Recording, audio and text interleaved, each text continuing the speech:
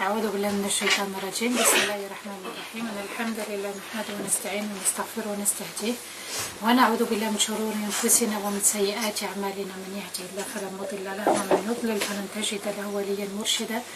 وأشهد أن لا إله إلا الله وحده لا شريك له وأشهد أن محمدا عبده ورسوله بلغ الرسالة وأدى الأمانة ونصح الأمة وجاهد في الله حق جهاده حتى أتاه اليقين.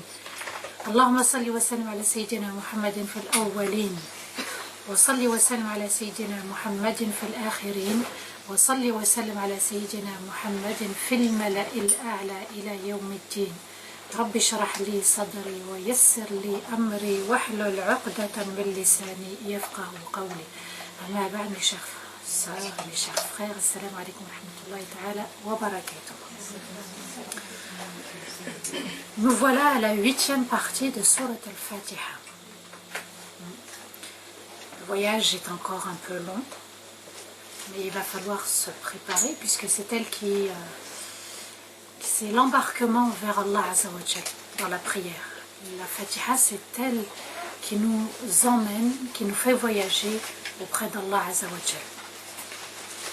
Donc, je ne sais pas si vous avez commencé à ressentir les effets des premiers versets, le fait de reconnaître Allah Azza wa Jal en tant que Seigneur, de le remercier pour tous ses bienfaits. Hein? Donc ça fait partie de la foi, de remercier Allah, d'accepter son destin, comme il est, bon ou mauvais. Et puis, surtout, de connaître Allah Azza wa Jal sous sa forme miséricordieuse. Ar-Rahman Ar-Rahim. Vous allez comprendre tout au long de ce tafsir pourquoi Allah va placer deux noms divins et pas n'importe lesquels, la miséricorde d'Allah Azza wa Jal, avant tous les autres versets. Wa alaykoum salam wa rahmatullah. Donc, le verset qu'on est en train d'étudier, c'est celui de Malik Yawmiddin, le maître du jour du jugement. D'accord? On avait expliqué la semaine dernière qu'Allah possédait tout et il était le maître du jour du jugement. D'accord? Et on va avoir des comptes à rendre selon nos actes sur terre. On va avoir une certaine récompense, une bonne récompense, le paradis, ou la récompense par l'enfer. C'est à nous de choisir. La balle est dans notre camp. C'est nous qui décidons de notre avenir, de notre au-delà. Et je vous avais expliqué que la porte vers l'au-delà, c'était la mort. Qu'il fallait rendre l'âme pour pouvoir accéder à l'au-delà. Sans ça, le musulman, son âme reste ici sur terre. Le prophète alayhi salatu wassalam nous dit, lorsque l'un de vous approche la fin, qu'il garde une bonne image d'Allah. Lorsque l'un de vous approche la fin, qu'il garde une bonne image d'Allah. Vous voyez que le musulman, il est optimiste même quand c'est fini. Même dans la mort, il doit garder une bonne opinion de son Seigneur. Pourquoi? Ar-Rahman Ar-Rahim. Vous voyez comment Allah il nous décrit les versets. Il commence par la miséricorde. Il nous dit, voilà, connais-moi, va à ma rencontre et sache que je suis le miséricordieux, le très miséricordieux. Et que même lorsque tu vas rendre l'âme, garde toujours une bonne opinion de moi. C'est comme ça qu'il doit être le musulman, subhanallah. Donc Allah, il est Rahman, il est Rahim, il est très généreux. Le prophète nous dit dans un autre hadith, celui qui apprécie la rencontre d'Allah, Allah appréciera sa rencontre. Donc celui, subhanallah, qui connaît son Seigneur, il ne peut que apprécier son Seigneur, la rencontre de son Seigneur. Le musulman, il doit se préparer tous les jours. Tous les jours, il doit se remettre en question. Quelle est mon opinion de mon propre Seigneur? Quand je rentre dans la prière, quelle image j'ai de mon Seigneur? Est-ce que c'est un Alhamdulillah parce qu'il faut dire Alhamdulillah? Ou est-ce que c'est un Alhamdulillah qui vient du cœur?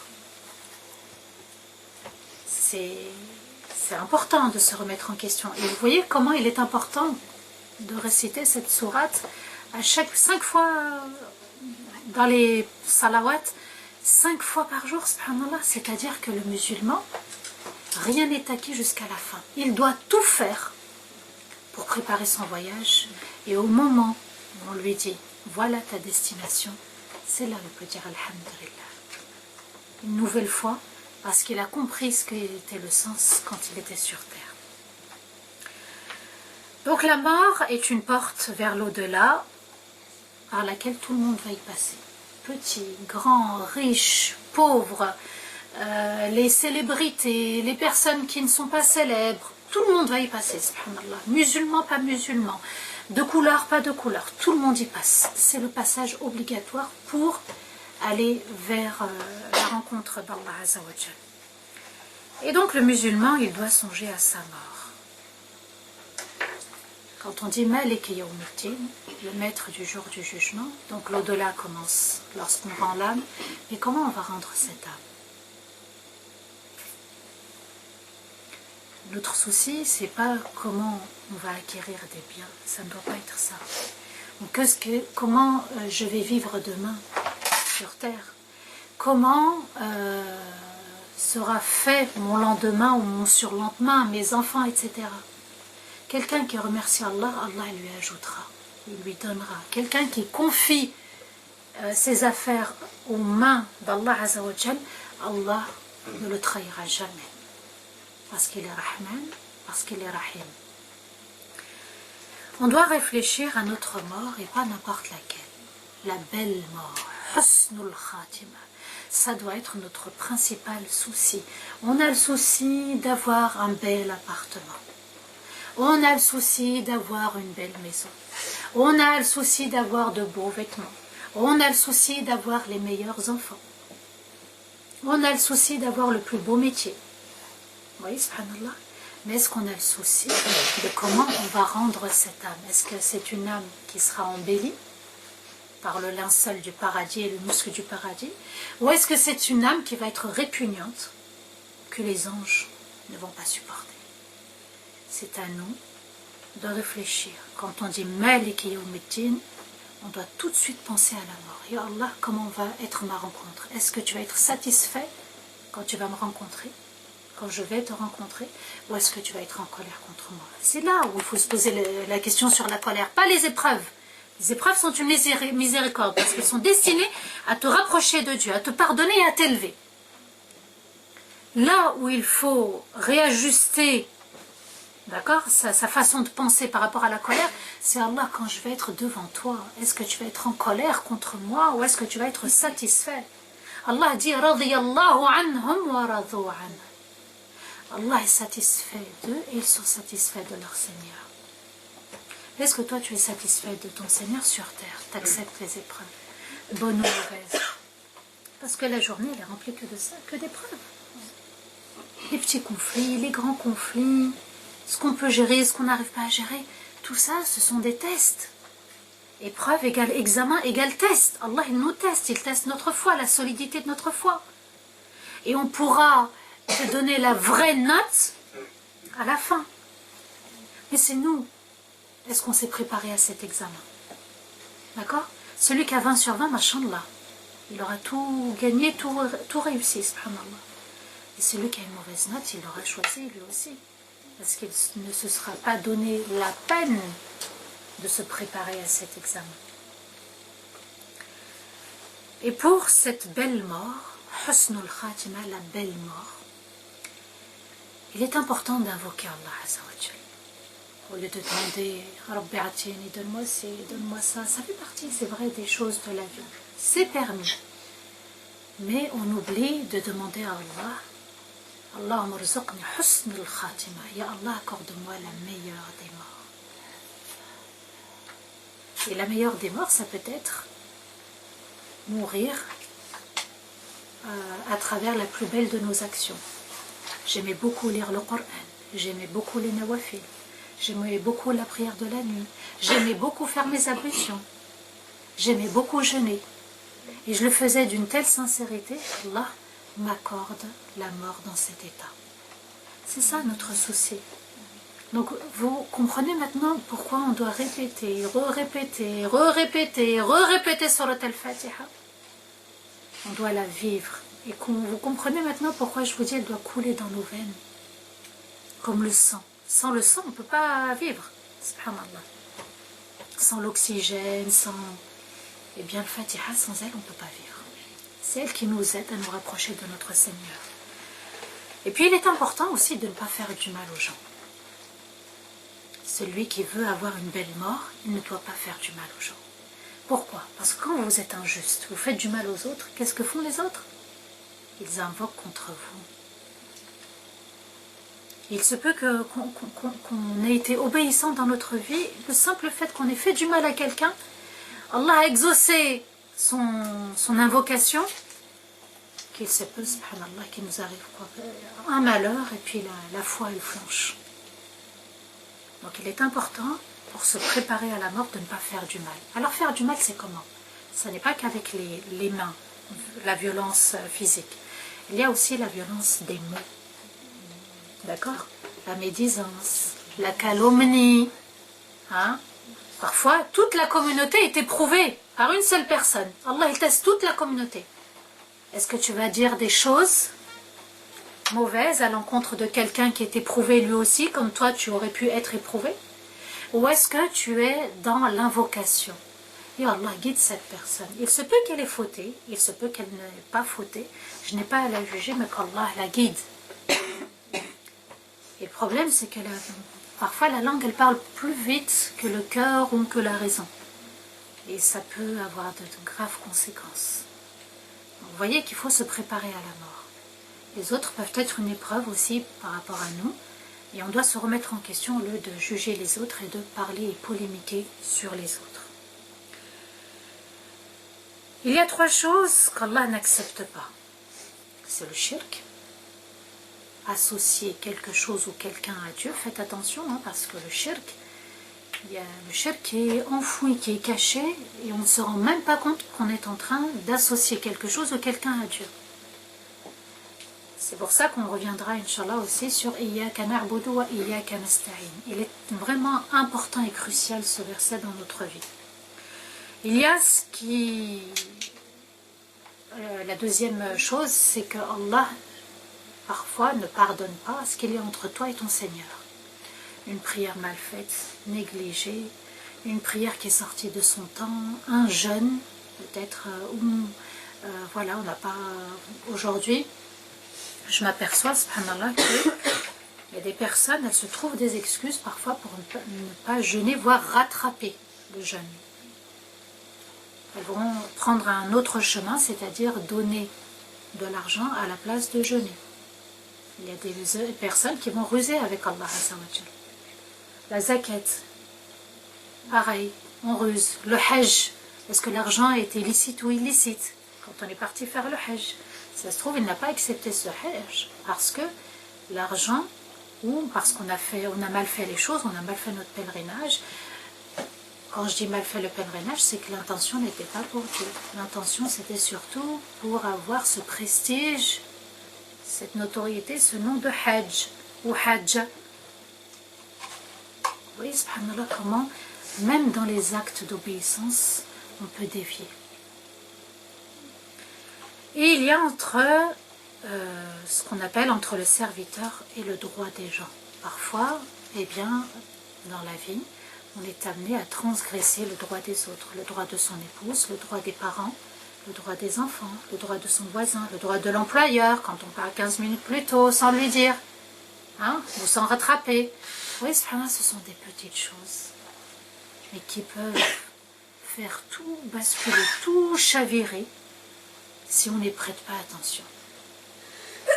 D'accord? Donc, Allah n'accepte pas le shirk, il n'accepte pas, yarhamukillah, il n'accepte pas les actes d'obéissance que tu as négligés, tu as bafoué, et puis il y a aussi cette injustice que tu commets envers les autres.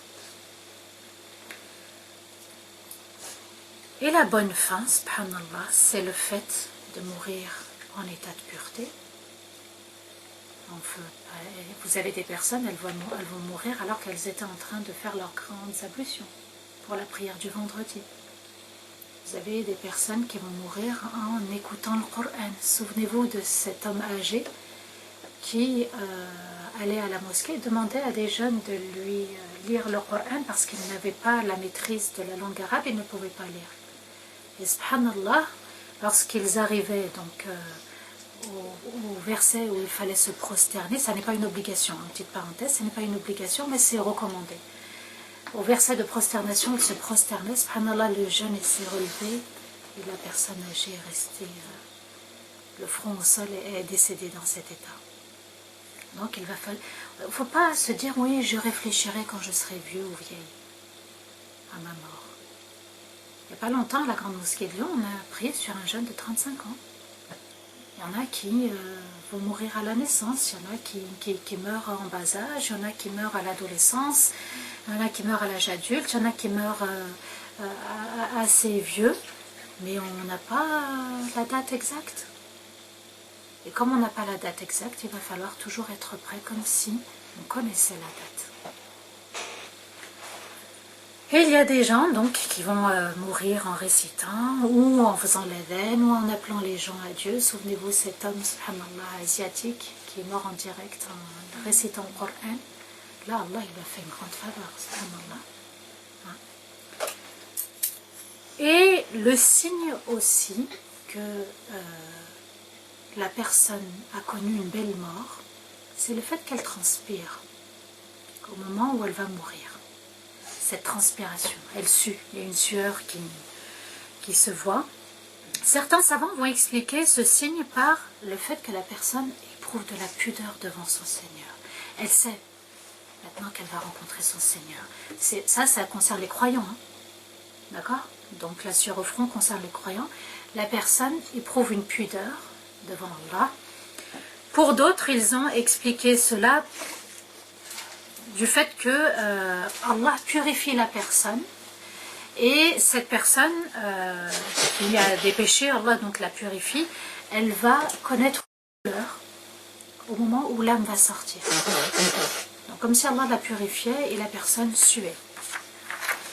Et les autres signes, c'est que la personne qui est en train de mourir ou qui s'apprête à mourir, qui va mourir, elle accepte la rencontre d'Allah, elle aime la rencontre d'Allah. Quand vous lui parlez de mort, elle te dit je suis prête.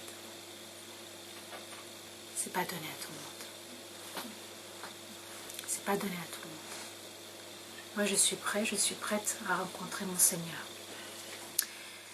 Le fait d'être assidu aussi dans ces actes obligatoires, d'avoir fait ses prières à l'heure, d'avoir jeûné, d'avoir fait le pèlerinage pour celui qui en avait le moyen, et d'avoir le souci de la prière du Fajr, la prière du Isha, le souci des prières quotidiennes, c'est aussi un des signes que la personne, elle connaîtra, Inch'Allah, une belle mort. Donc vous voyez que ces signes-là, on va voir le résultat final quand la personne va commencer à décéder, quelques jours, voire quelques semaines avant. Et les gens pieux, vous savez, ils avaient un grand souci, lequel? La prière.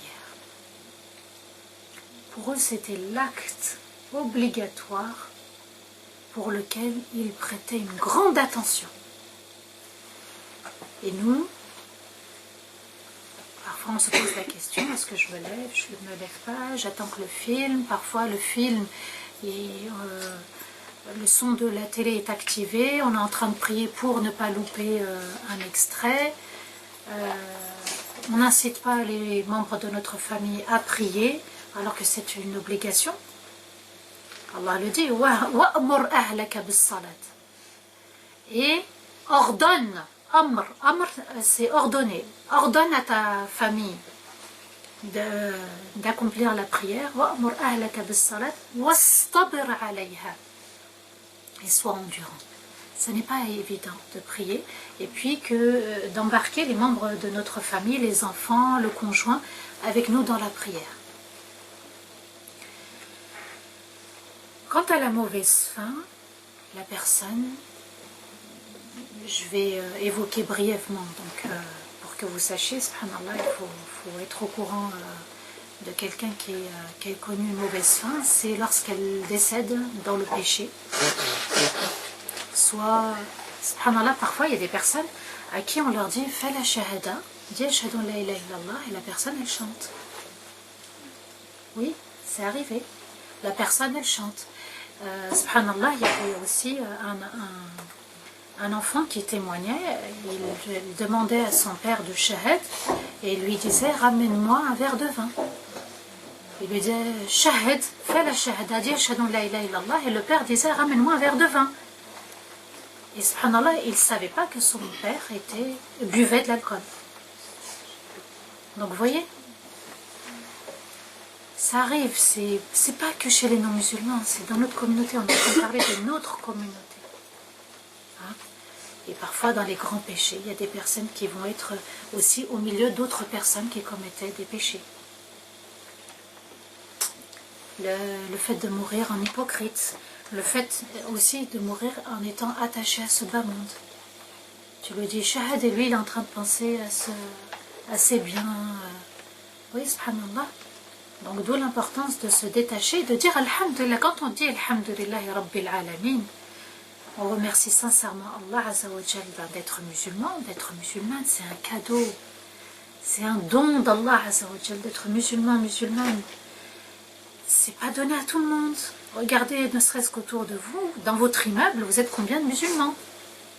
Ne serait-ce que dans la ville, combien on est de musulmans? Ou dans la famille, subhanallah, combien de musulmans à pratiquer, à accomplir les prières à l'heure, à avoir le souci, à venir par exemple ici aussi aux assises. C'est pas donné à tout le monde. Il faut regarder, il faut méditer sur ces signes qu'Allah nous envoie. Allah Azza wa Jal nous dit Inna alladhina qalu rabbuna Allah. Ceux qui disent avec foi notre Seigneur c'est Allah. Thumma istaqamu. Et ils choisissent la voie de la rectitude, le droit chemin. Ils choisissent le droit chemin.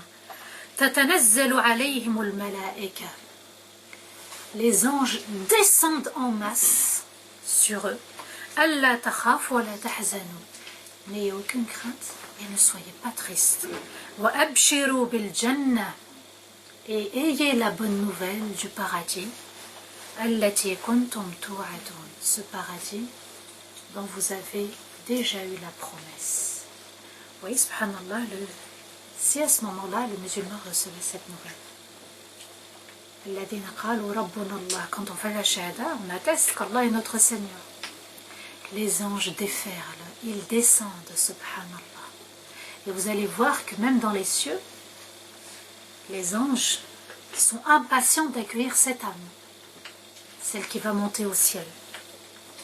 Ibn Abbas, le compagnon du prophète, a dit « Les anges de la miséricorde descendent auprès du croyant lorsqu'il décède avec miséricorde. Et dans sa tombe, avec sa miséricorde. » Avec la miséricorde, donc la miséricorde d'Allah. Et le jour de la résurrection, avec la miséricorde. Donc vous voyez que le croyant, il n'a plus de crainte, plus de tristesse. Dans sa tombe, il est entouré par la miséricorde d'Allah Azza wa Jal. Avant, lorsqu'il va décéder, il est entouré par la miséricorde d'Allah. On va expliquer comment. Donc avant de mourir, dans la tombe, au moment de mourir, dans la tombe, et le jour de la résurrection. Résurrection, c'est le jour où on va être tous ressuscités. On va tous sortir de nos tombes pour rejoindre notre Seigneur. Et donc, je vous ai parlé de la sueur. Il y a le moment de l'agonie. Est-ce qu'on est prêt pour ce moment? Comment va-t-on œuvrer dans la vie pour pouvoir bien agoniser? Le prophète va décrire deux états. L'état du croyant et l'état du non-croyant. Moi, j'ai pris que pour l'état du croyant. On va y revenir, Inch'Allah, mais juste avant, j'aimerais vous raconter l'histoire de ce gouverneur Haroun al-Rachid. Haroun al-Rachid, il n'a pas pu respirer au moment où il quittait l'âme. Il n'a pas réussi à respirer, subhanallah. Il disait aux gens, ouvrez les fenêtres, ouvrez les fenêtres. Et lorsqu'on a ouvert la fenêtre, il a aperçu quelqu'un qui est en train de laver son linge. Il lavait le linge, et à un moment donné, quand il a fini de le laver, il a pris un bâton, il a commencé à taper sur les vêtements pour bien faire couler l'eau, pour bien essorer, on va dire. Aujourd'hui, c'est le terme qu'on... Mais à l'époque, ils n'avaient pas le système essorage. C'était avec le bâton pour faire couler l'eau au maximum. Et ensuite, cette personne va étendre son linge. Regardez, il est en train d'agoniser, il voit cette scène et essaye de méditer sur les paroles de Haroun al-Rachid. Il dit, si seulement j'étais laveur, donc laveur de linge, menuisier, cuisinier, forgeron, si seulement je n'avais pas eu à gouverner les musulmans. Oui, c'est au moment de la mort on se rend compte, on réalise concrètement que comment on a agi, ce qu'on a fait, peut-être que c'était pas la bonne voie, le bon chemin. Peut-être qu'on s'était trompé de chemin. Parce que gouverner, c'est vrai que c'est une très grande responsabilité. Se gérer soi-même aussi. Sa relation avec Dieu, c'est nous qui la dirigeons. Diriger une famille, être responsable d'une famille, responsable d'une société, une société d'une entreprise. Vous voyez, subhanallah, donc c'est important. Là, il a réalisé, si seulement il pouvait être quelqu'un de simple et ordinaire. Il aurait pris le temps de se rapprocher de son Seigneur. Donc vous voyez comment, même en tant que gouverneur, subhanallah, la mort quand elle arrive, elle ne différencie pas les personnes. Hein. C'est pas parce que tu es gouverneur que tu auras une meilleure mort ou des privilèges. Tu seras le même que les autres. Face à la mort, on est tous les mêmes, subhanallah. Et c'est là où on va réaliser qu'on a fait des bonnes actions, on a été bon envers Dieu, ou le contraire. On va prendre l'exemple de Omar radiallahu anhu, au moment de l'agonie. C'est une très belle mort, subhanallah, mais regardez, méditez les petits détails de son décès. Omar radiallahu anhu est mort poignardé à la prière du Fajr. Et il a perdu connaissance. Lorsque il s'est réveillé, subhanallah, le principal souci qu'il a eu, est-ce que les gens ont prié? Al-Salah Nas. Oui, subhanallah. On ne peut pas dire qu'on doit vivre que pour soi. On doit avoir le souci des autres, de la communauté. D'où le fait de dire Iyaka na'budu, nous t'adorons, nous. Seul toi, nous. Nous, c'est qui? C'est toute la communauté. Donc on doit avoir le souci de la communauté. Donc il a posé la question à ceux qui l'entouraient, Al-Salah Nas, est-ce que les gens ont prié? Ils ont dit oui. Regardez ce qu'elle a dit. Alhamdulillah. Il a remercié Allah. Donc il avait encore Allah dans son cœur. Regardez comment il a été Omar jusqu'à la fin. Et il a demandé à son fils de l'eau. Alors son fils pensait que c'était pour boire. Il a dit non, c'est pour faire mes ablutions. Parce qu'il est mort, il a reçu le coup dans la prière. Donc, sa prière était complète ou pas? Il n'avait pas fini. Il avait encore le souci de faire ses ablutions, de recommencer parce que ça fait partie des actes qui vont annuler les ablutions, de perdre connaissance. Donc, il a refait ses ablutions pour prier, subhanallah. Et les blessures, avec la prière, les blessures vont s'approfondir. Puisqu'il a reçu un coup de poignard, plusieurs coups. Omar a prié, et une fois qu'il a prié, il s'est posé la question, qui m'a tué? Qui a tenté de me tuer, subhanallah? Et là, on lui a dit, l'enfant du mage. Et il répond donc aux musulmans, aux croyants, lui, il a posé la question, l'enfant du mage, parce qu'il savait, subhanallah, qu'il allait être tué par un ennemi. Et là, les gens autour de lui ont dit oui, l'enfant du mage, l'enfant de Mughira ibn Shu'ba. Et là, regardez encore une fois la réaction de Omar. Il dit Alhamdulillah que celui qui m'a tué ne prie pas. Encore une fois, il a le souci de la communauté. Imaginons quelqu'un qui fait salat de la communauté et il te fait du mal. Il était vraiment altruiste, hein, subhanallah. Il se dit, si quelqu'un prie, quelqu'un de ma communauté, de la communauté de Mohammed sallallahu alayhi wa sallam me fait du mal, le pauvre, il aura des comptes à rendre. Regardez la miséricorde de Omar radiallahu anhu envers sa communauté. Donc nous aussi, on doit avoir le souci et la miséricorde envers un frère ou une sœur qui est très éprouvé, surtout en ce moment. Si vous voyez ce que je veux dire. D'accord? Donc, alhamdulillah, on fait des doigts. On invoque Allah Azza wa Jal. Personne n'est parfait. Mais on se doit d'être humble face à l'épreuve des autres. Et le médecin est arrivé. Le médecin arrive, donc pour connaître l'ampleur des blessures de Omar, quels organes étaient touchés, et il va demander aux gens, donnez-moi de l'eau, apportez-moi de l'eau. Donc Omar boit l'eau, et l'eau a coulé en même temps que les blessures. Et le médecin pensait que c'était du sang qui sortait encore.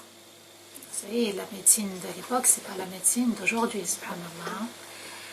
À ce moment-là, il demande aux gens, apportez-moi du lait. Il voulait savoir, est-ce que c'était le sang qui coulait, parce qu'on ne peut pas distinguer. Le sang, l'eau est transparente, et le sang, quand il sort, il ne savait pas trop. Donc il a demandé du lait, qu'on lui apporte du lait, et quand le lait a été bu par Omar, le lait est sorti tout blanc. Et il va s'adresser à Omar. Donc le médecin s'adresse à Omar et lui dit, mon cher prince des croyants, quelles sont tes recommandations? Il a compris que c'était bientôt fini pour Omar. Donne-nous tes recommandations. Et subhanallah, même nous, on doit avoir le souci. Qu'est-ce que j'ai laissé? Qu'est-ce que je vais laisser après moi? Des dettes, pas des dettes? Qu'est-ce que je laisse, subhanallah, après moi? Et il lui dit, ta mort est très proche, soit aujourd'hui, soit demain. Vu l'état de Omar, sa mort était vraiment très proche. Et Omar s'est tourné donc vers son fils Abdallah et il lui dit, vérifie ce que j'ai comme argent, et il lui demande, vérifie mes dettes. D'accord? Il lui dit, vérifie combien j'ai et quelles sont mes dettes. Regardez, subhanallah. Son fils va là où Omar avait rangé son argent et il lui dit, tu as 86 000 dirhams. Et Omar lui dit, avec cet argent, va combler mes dettes. Il lui dit, quelles dettes? Il lui dit, ben, j'ai fait des pèlerinages, donc apparemment il a emprunté, il n'a pas remboursé, donc, et d'autres choses. Il lui dit, et d'autres choses. Et regarde si les 86 000 dirhams vont suffire à rembourser mes dettes, et si cela ne suffit pas, demande, regarde-toi déjà si tu as de l'argent donc à prêter à ton père pour rembourser mes dettes. Donc vous voyez, subhanallah, là c'est symbolique. On se doit, en tant qu'enfant, d'aider notre parent à rembourser ses dettes. Celui qui a de la rahma envers ses parents, il l'aide à rembourser ses dettes. Il ne dit pas, ah ben il a contracté, c'est pas à moi de... Là, dans l'exemple de Omar, regardez, subhanallah, il lui dit, pioche dans ton argent et demande à tes frères et sœurs. Et personne d'autre, il lui dit. Que mes enfants, tu ne demandes à personne d'autre. Bah oui, déjà c'est des dettes, donc les enfants doivent éponger les dettes. S'ils demandent à quelqu'un d'autre, ça sera encore des dettes. D'accord? Mais bon, il y a le sotra aussi. Les autres n'ont pas à savoir qu'on demande de l'argent pour un tel ou un tel. Et ensuite, il lui dit, va voir Aïcha. Aïcha, et demande-lui, est-ce qu'elle me donne la permission, l'autorisation d'être enterrée face à elle, puisque à côté du prophète alayhi salam. Donc il y avait le prophète alayhi salam, Abu Bakr, il restait une place. Dans cet espace où est enterré le prophète alayhi salam, il restait une troisième place. Aïcha la voulait pour elle, à côté de son époux, à côté du prophète alayhi salam. Regardez Omar. Donc, le souci de la prière, le souci de sa communauté, le souci du péché de sa communauté, le souci des dettes, et maintenant, auprès de qui il veut mourir. Ça, il faut y réfléchir, subhanallah, de se dire, où est-ce que j'aimerais décéder? Il y en a peut-être au pèlerinage, ils décèdent, subhanallah, dans les lieux sacrés. Il lui dit, va voir Aïcha, donc Abdallah, son fils, Abdallah va rendre visite à Aïcha, et il lui dit, voilà, mon père te demande, est-ce que tu me donnes ton accord pour être enterré à ta place, en prenant ta place, est-ce que tu me donnes l'autorisation d'être moi enterré auprès du prophète Mohammed sallallahu alayhi wa sallam. Aïcha pleurait quand elle a entendu cette demande, et elle dit, par Allah, c'est vrai, j'ai voulu cette place pour moi, j'ai souhaité cette place pour moi, mais tant que Omar la veut pour lui, je la lui accorderai. Donc il prendra ma place, et par Allah, je lui en fais don. Vous voyez, subhanallah, c'est ça la communauté. Pourtant, c'est à côté du prophète, alayhi salatu wassalam. C'est, voilà, même nous, peut-être, on aurait dit, non, je renonce pas, moi, non. Là, elle a accordé, elle a offert cette place à Omar radiallahu anhu. Vous voyez, subhanallah, la rahma, c'est ça la rahma dans la communauté. Ar-Rahimoun yarhamhum ar-Rahman. Le prophète nous dit, Ar-Rahimoun, ceux qui ont de la rahma, de la miséricorde, Allah leur fait miséricorde. Le très miséricordieux leur donne de sa miséricorde. Et Omar va entendre les pas de son fils qui approche. Il demande à ceux qui l'entourent, redressez-moi. Il s'impatiente. Il veut savoir qu'est-ce que Aïcha radiallahu anha a dit. Lui, il n'a même plus le souci de comment je vais mourir, je vais pas mourir. Lui, c'est comment je vais mourir. Auprès de qui je serai. Subhanallah, il a pensé à l'au-delà. C'est parce que c'était des gens qui vivaient avec l'au-delà. C'était des gens qui vivaient avec Malik Yawmiddin. Constamment. Et il dit, redressez-moi. Et il dit à son fils, qu'est-ce qu'elle t'a dit? Et il lui dit, elle t'a permis d'occuper la place. Vous voyez, subhanallah, qui aurait déjà souhaité être à la place de Omar aux côtés du prophète? Mais nous, on a une place particulière aux yeux du prophète, laquelle? Le prophète sallallahu alayhi wa sallam a dit, mes frères me manquent. Les compagnons lui ont répondu, ya Rasulallah, ne sommes-nous pas tes frères? Elle leur dit, non, vous êtes mes compagnons. Mais mes frères, c'est ceux qui viendront après vous, qui ne m'ont pas vu, mais qui ont cru, qui vont croire en moi. Et subhanallah, si vous méditez la prière, dans le tahiyyat, surtout, on adresse une invocation directement au prophète, sans passer par, on dit, Assalamu alayka, ayyuhan nabi. Directement, et il l'entend. Que la paix soit sur toi, c'est une doua, hein? Que la paix soit sur toi, mon cher prophète. Alors si on passe à côté de cette parole, c'est que dans notre prière, il y a encore des choses à revoir, subhanallah. Allez-y tout doucement, il faut comprendre ce qu'on dit. Assalamu alayka, ayyuhan nabi. Et dans chaque salat, on le dit. Vous voyez qu'on transmet des choses au prophète, on parle et il nous entend, il nous écoute. Et il sait qui a fait une doua pour lui. Et subhanallah, regardez l'esprit de Omar, donc l'esprit de la communauté.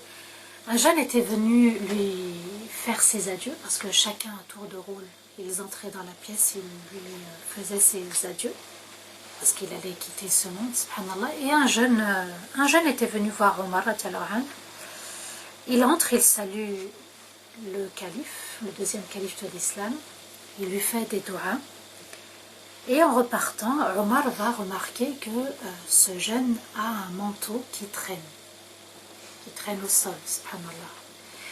Il demande à ceux qui l'entourent, faites-le revenir. Vous voyez, subhanallah, il a toujours l'œil, Omar, il remarque, il va donner des conseils, jusqu'à la fin il est encore croyant, subhanallah. C'est pas parce que la mort elle va arriver qu'on est dans un autre état. On doit continuer. Et il lui dit, mon enfant, lève ton manteau, ceci par crainte envers Allah. Et aussi c'est mieux pour ton manteau. Donc, vous voyez, subhanallah, le fait de faire traîner son vêtement, c'est parfois un signe d'orgueil.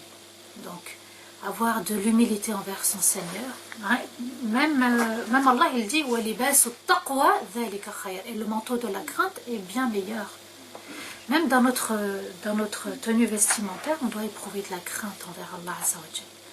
Parce que à travers notre vêtement, on voit à peu près l'état de la foi de la personne.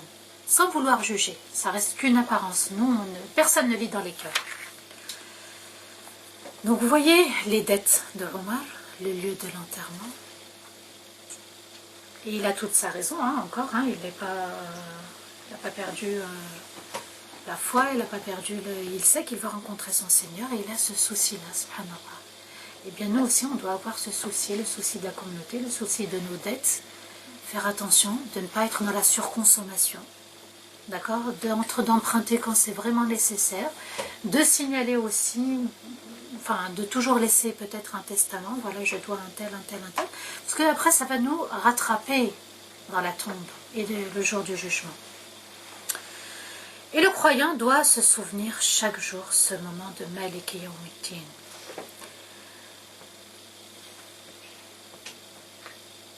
Allah Azza wa Jal nous parle du moment de l'agonie.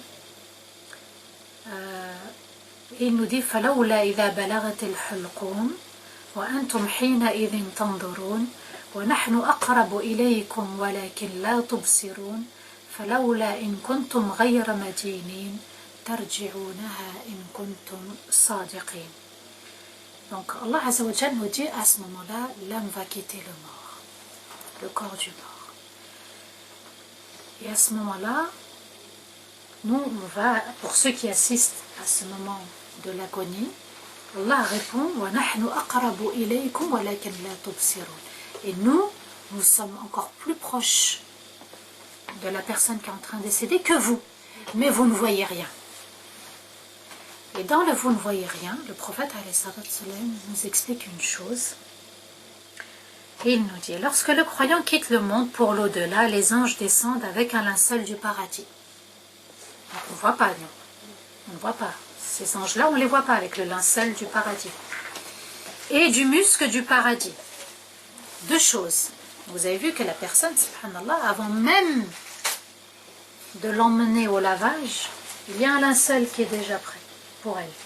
Et du musc aussi, parce que dans le lavage du mort, on le lave avec du cidre, donc du jujubier, et aussi, on embellit le corps par du musc, et le cidre et le kafour, du camphre.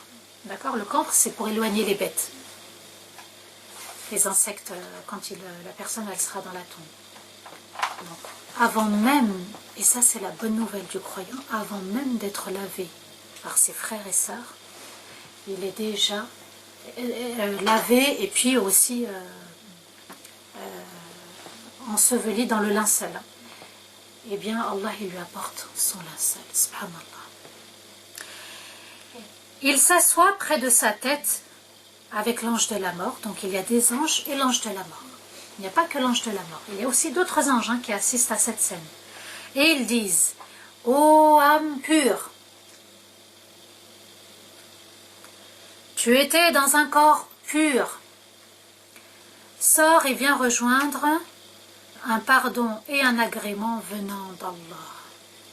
Viens rejoindre le pardon et l'agrément d'Allah. Donc cette personne, Allah il lui pardonne et Allah est satisfait d'elle. Mais on commence par ô âme pure. Ya ayyatuha an-nafs.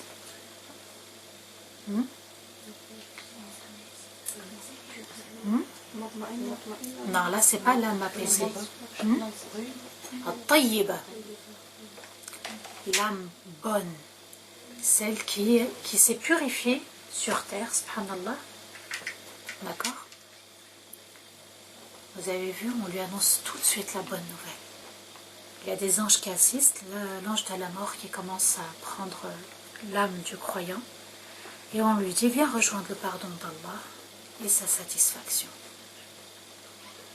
Donc l'âme pure est aussi dans un corps pur, un corps qui n'a pas mangé le haram, un corps qui était soumis à Dieu, un corps qui priait, un corps qui était obéissant à son Seigneur.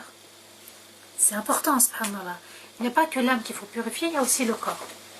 Et le prophète ajoute, et l'âme s'écoule et sort avec aisance comme la goutte qui coule de l'outre. Vous avez une outre d'eau, ou même vous prenez un verre, subhanallah.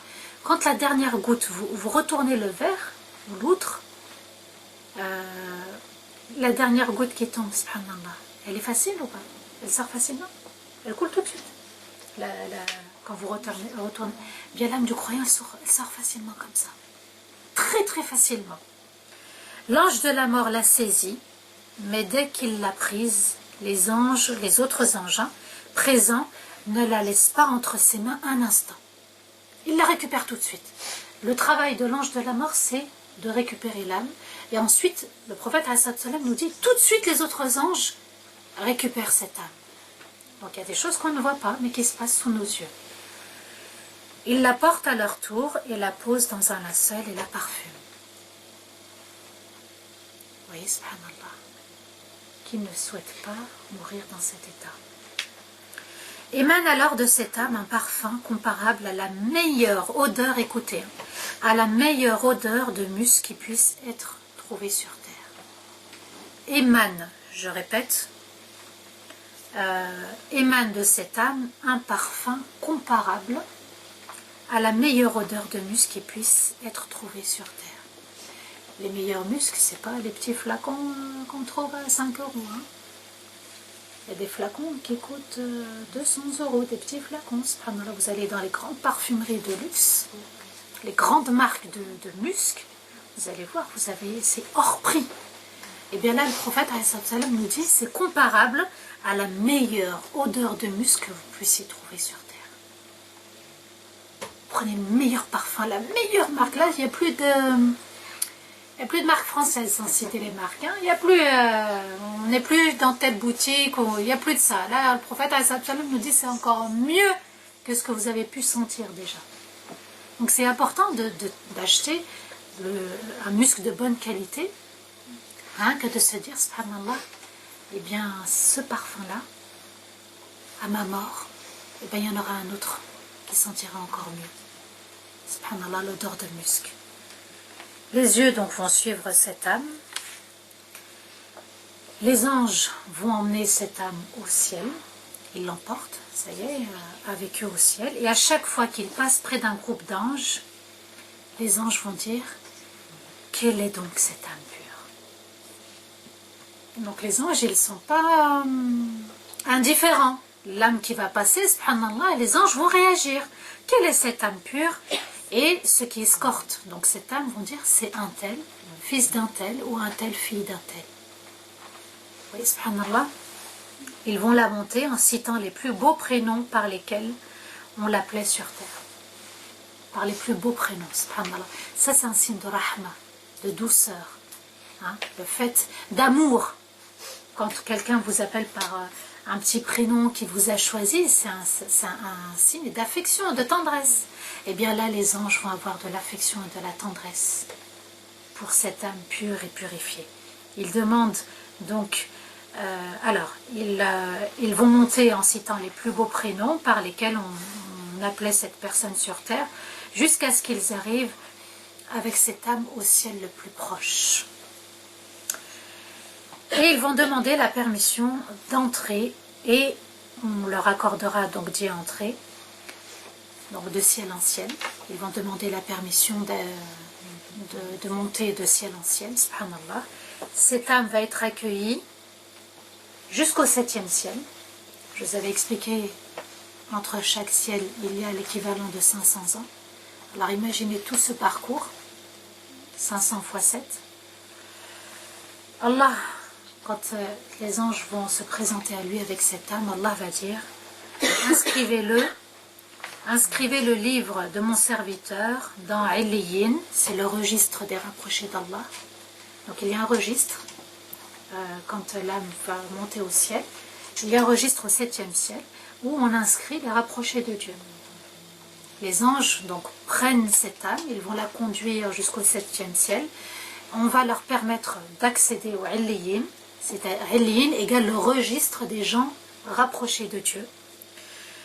Et donc il leur dit inscrivez mon serviteur dans ce registre et retournez-le vers la terre, car c'est de la terre que je les ai créés et c'est vers elle que je les retourne et c'est d'elle que je les retirerai une nouvelle fois.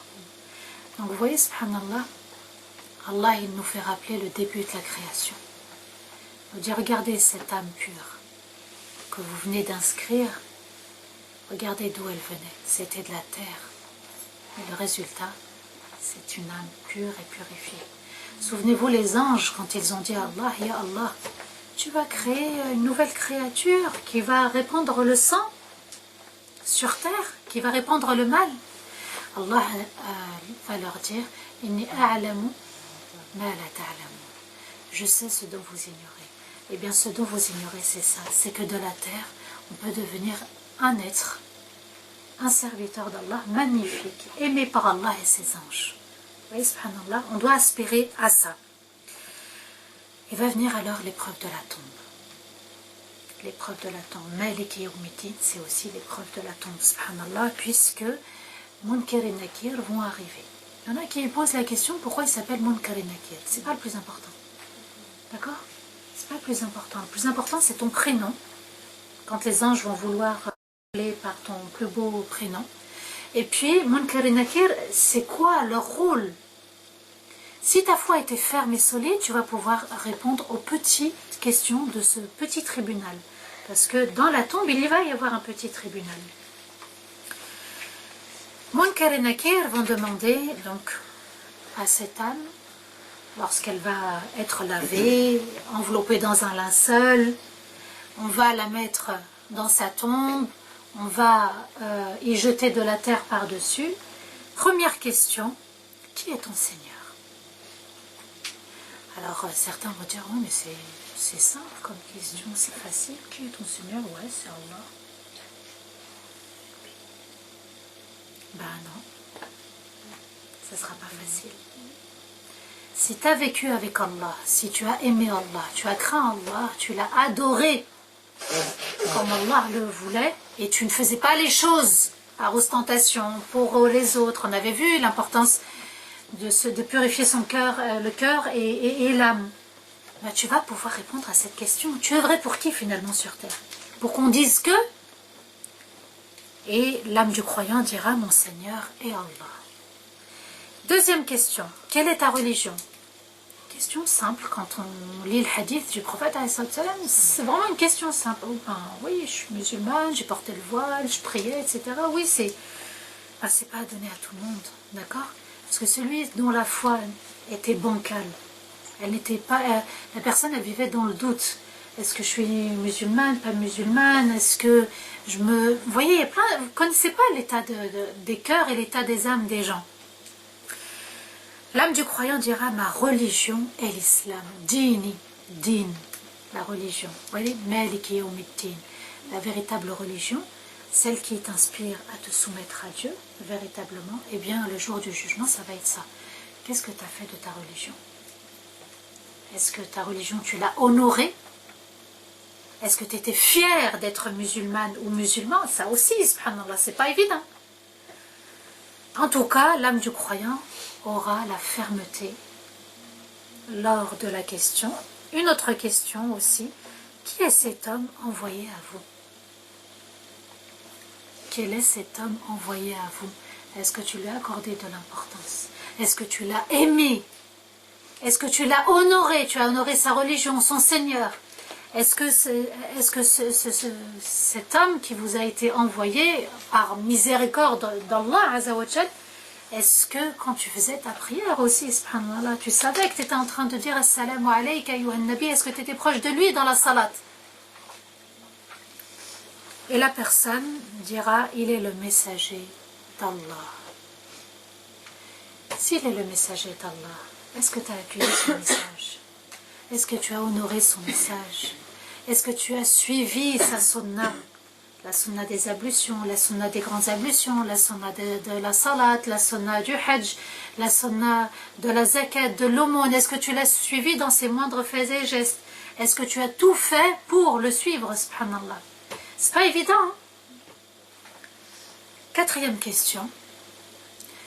D'où te viennent toutes ces connaissances? C'est-à-dire les réponses à nos questions. Comment tu as su? Comment tu as pu répondre à ces questions? Et l'âme du croyant dira, j'ai lu le livre d'Allah, j'ai cru en ce livre et j'ai attesté de sa véracité. C'est fort aussi comme réponse. Je répète, j'ai lu le livre d'Allah. Malheur à celui qui ne le lit pas.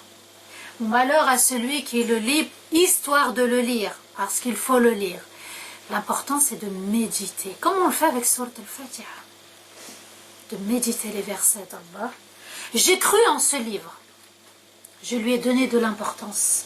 Quand je lisais, je savais que c'était des messages d'Allah. C'était le livre divin. Et j'ai attesté de sa véracité. Pas de doute dans mon cœur. Ce livre, il est vrai. Et si ce livre, il est vrai, émanant d'Allah Azza wa Jal, ce sont les paroles divines, eh bien, il faut s'y mettre. Il faut le lire. Même si on est fatigué, même si on n'a pas envie. Allah, il mettra l'amour de la lecture du Coran tout doucement. Mais il faut le lire. Il faut avoir une proximité avec le Coran. Et un appel du ciel dira, mon serviteur a dit la vérité. Sadaqa abdi. Vous voyez, subhanallah. Regardez la fonction des anges. Tout est fait dans un ordre bien précis. Personne ne dépasse l'autre. Ils sont tous soumis à Allah Azza wa Jal. Sadaqa abdi, mon serviteur a dit la vérité. Vous voyez, le test final. Regardez, même dans la tombe, c'était pas... Voilà, on est parti, on s'est enregistré, dans les cieux, on est revenu, on a été lavé, on est enterré. Ensuite, le petit questionnaire, le petit tribunal avant le grand tribunal. Et ensuite, on va commencer à attendre, on va lui annoncer la bonne nouvelle. On va lui annoncer le paradis. Il va voir dans sa tombe, subhanallah, il va voir le paradis s'ouvrir à lui. Et on va lui montrer aussi l'enfer. On va lui dire, regarde ce que tu as évité. Parce que quand on voit l'enfer, on se dit, ah, subhanallah, j'ai bien fait d'être croyante. J'ai bien fait d'être croyant. J'ai bien fait d'être obéissante à Dieu. Il faut être fier. Il faut avoir du plaisir d'adorer Allah Azza wa Jal. Plaisir de pratiquer sa religion, ses prières, ses ablutions, sa lecture, sa sadaqa, venir ici, la fraternité, la communauté. Il faut aimer Allah Azza wa Jal. Et quand on dit aimer, c'est vraiment l'adorer. Donc, sadaqa abdi, on pourra parvenir à cet état grâce à notre crainte, grâce à notre amour pour Allah Azza wa Jal. C'est ce qui va nous aider à partir du moment où on rentre dans l'au-delà, c'est-à-dire au moment de l'agonie. Au moment de l'agonie, vous avez vu, l'ange de la mort arrive, les anges, l'agonie, l'âme qui monte dans les cieux, l'âme qui redescend, le questionnaire dans la tombe, et on vous annonce le paradis, subhanallah, jusqu'à ce que l'ange souffle dans la trompe. On verra, Inch'Allah, la semaine prochaine, qu'est-ce qui se passe après la mort, c'est-à-dire après la tombe. On verra les différentes étapes. C'est bien de connaître, parce qu'on se met dans les bonnes conditions, dans de bonnes conditions dans la salade. Quand on dit Maliki Yawmiddin, ah oui, peut-être que je peux mourir du jour au lendemain. Là, dans la seconde, après ma salade, l'ange de la mort peut venir récupérer mon âme, subhanallah. Quand je dis Maliki Yawmiddin, qu'est-ce que je retiens? Et vous voyez, subhanallah, qu'on a besoin d'avoir ces éléments, les versets d'Allah, les hadiths du prophète, la sira aussi des compagnons, des hommes pieux, pour pouvoir se rapprocher de notre Seigneur. Le chemin est encore un peu long, d'accord? Mais ça vaut le coup. On est en train de remplir son sac de voyage. Et alhamdulillah, il faut être prêt le jour J. D'accord? Astaghfirullah li wa lakum. اللهم بلغنا رمضان